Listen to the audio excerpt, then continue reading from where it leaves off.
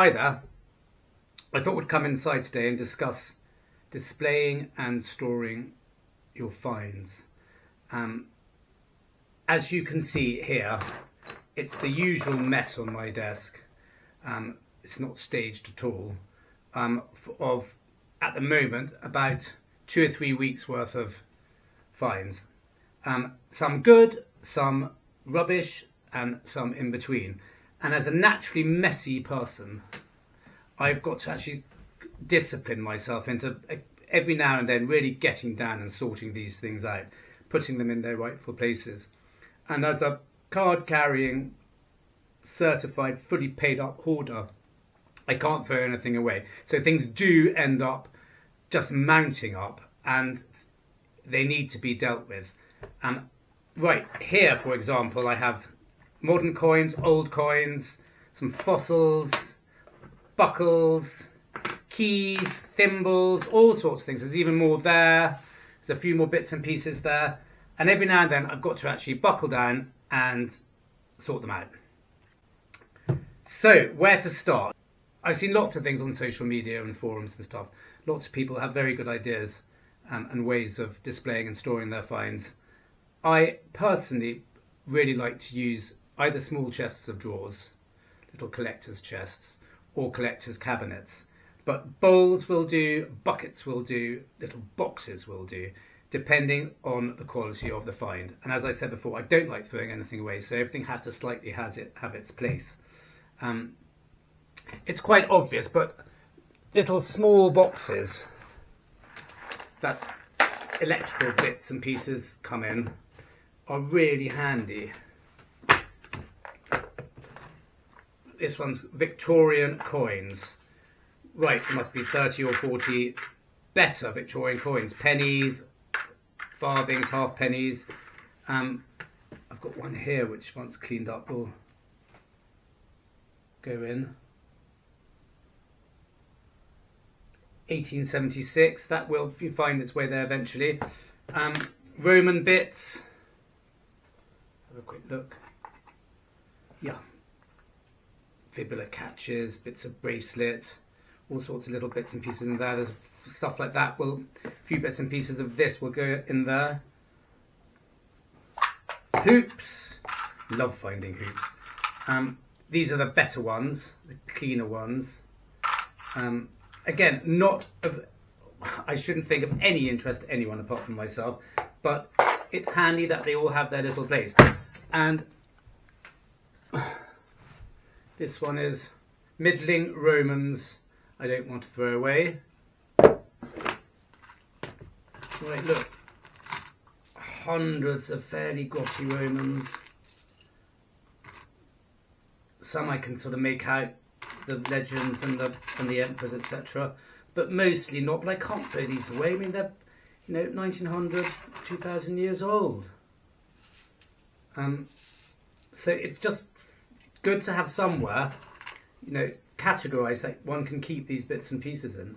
That looks like a rose farthing, not a Roman. But anyway, one day someone will invent a time machine and we can go back and spend them all. So everything has a place. It's just a matter of sorting through it and getting them into their place. It's really nice to display the better finds, or have somewhere where they are easily accessible to either show them off if you want to, or just to look at them yourself, and just enjoy, all your labour, all the work and time that you put into finding these things. I've got a couple of bits at the moment going through the treasure process. Again, not particularly interesting things, but they do come under the treasure banner. And I've just had a letter saying that a local museum would like to buy one of the things. I haven't been given a price yet, but I think it'll be between about sort of 5 and 20 quid or something, which means we obviously end up giving it or donating it. And then from all accounts, more than likely, it's going to end up in a drawer and no one will ever see it. And that annoys me a bit. I'm not saying ignore the treasure process, no.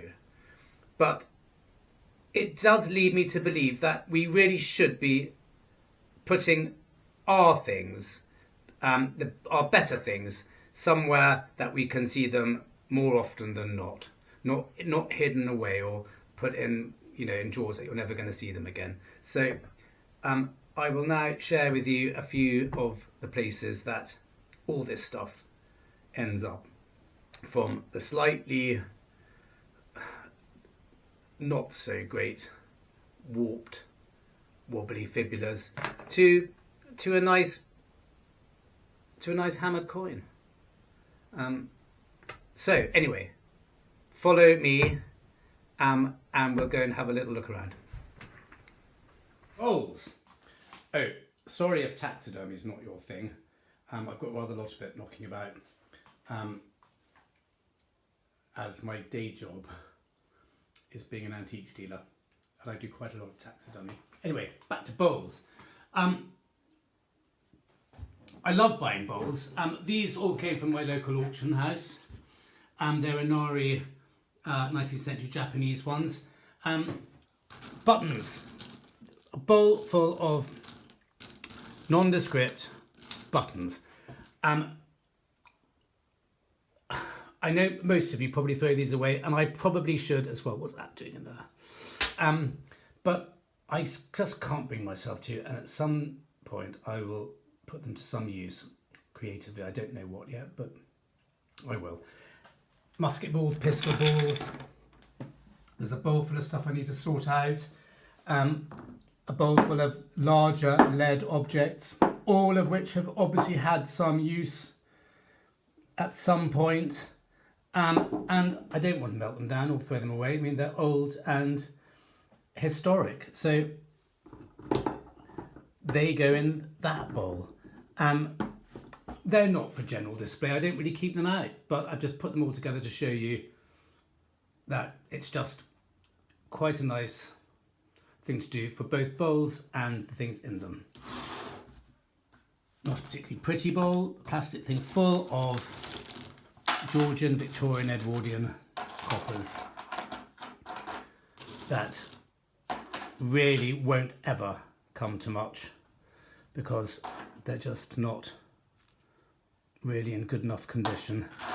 But I can't throw them away, so they end up there. So there's all sorts of bowls dotted around the place, and as I said, it's quite nice to use them. Next up, chests of drawers. Again, in my day job as an antiques dealer, I get the chance to buy lots of these sort of things. These both again came from my local sale room. Very inexpensive and very useful places to stuff things. Start with the big one. It's the Victorian pine chest.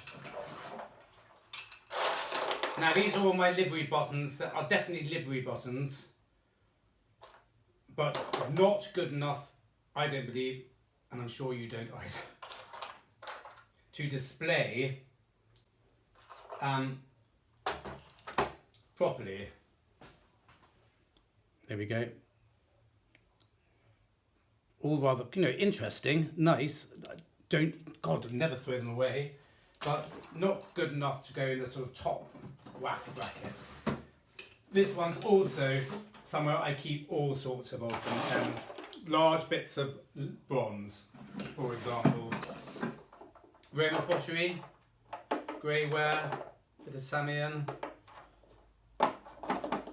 Again, it's things that a lot of people, and I completely understand, would probably just throw them away. I can't throw things away, so I've got to discipline myself and find places for them, otherwise it just gets too messy. Fossils, nice ammonite, trade weight. So, the scruffy things go in a pretty scruffy box. Chest of drawers, rather. This one's slightly nicer. Mahogany. It's not campaign, but campaign furniture, stuff they took away on war and things, brought to the front. Often has recessed handles and stuff, so they, things can fit together more easily. It's got a nice key. The lock's been taken away sadly. Some of the ivory handles are missing. But again, what do you expect? I mean, this cost me, I don't know, 25 quid or something, and it's come in real use. I absolutely love it. And it keeps the smaller things that I don't want to chuck away. All sorts of things, from watch parts, little St. Christopher, bits of buckle, bits of Roman, bits of all sorts of things that I can't really throw away. I mean, I'm not going to look at these daily, but they're there anyway. Silver milled coins,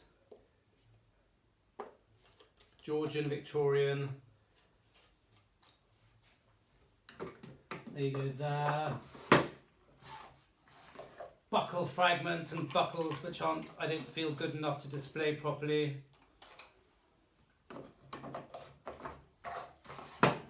I mean, they fill up fairly quickly. At some point I probably will start throwing things out, but not until I've exhausted all the options. Anyhow, small chest of drawers, really handy.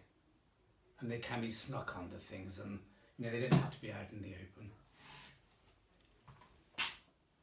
Right, I'm quite pleased how this one came out.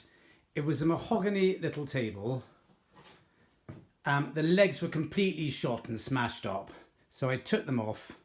I had that made up by my carpenter to mirror the overlapping top.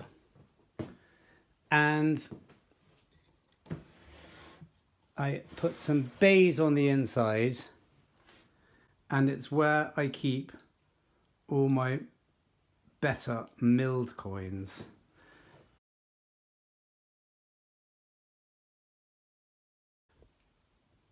From some copper jettons I've got up there, through the Georges, Victoria, Edward. I think there's the old William and Charles II there. Lead tokens, these all need sorting out slightly. Love tokens, Condor tokens.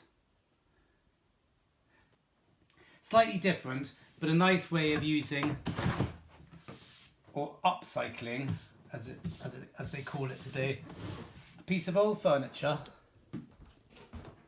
to use as somewhere to display your coins.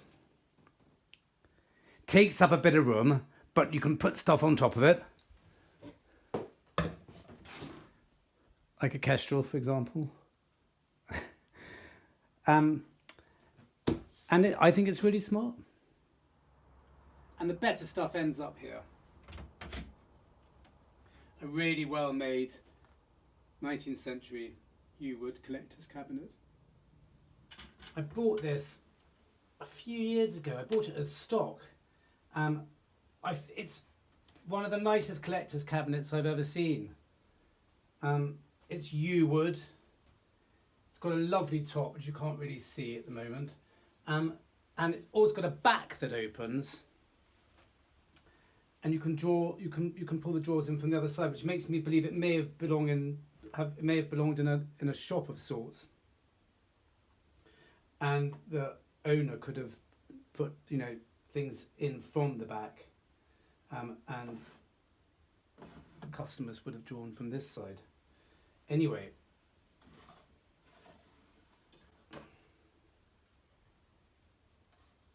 it's just a really lovely cabinet, easy to get to, silver hammered coins, some of the better Roman coins.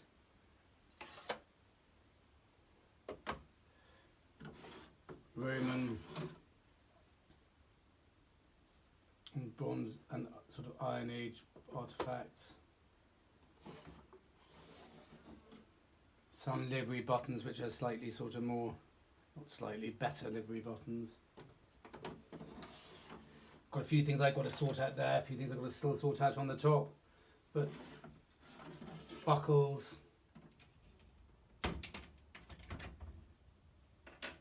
I say better stuff because anything I find which I do consider valuable obviously does not end up in an open cabinet or fairly easily accessible cabinet on a table. That belongs somewhere else. Not that I found heap loads of valuable stuff, but just the odd bit that I do consider, you know, at a real cut above the rest.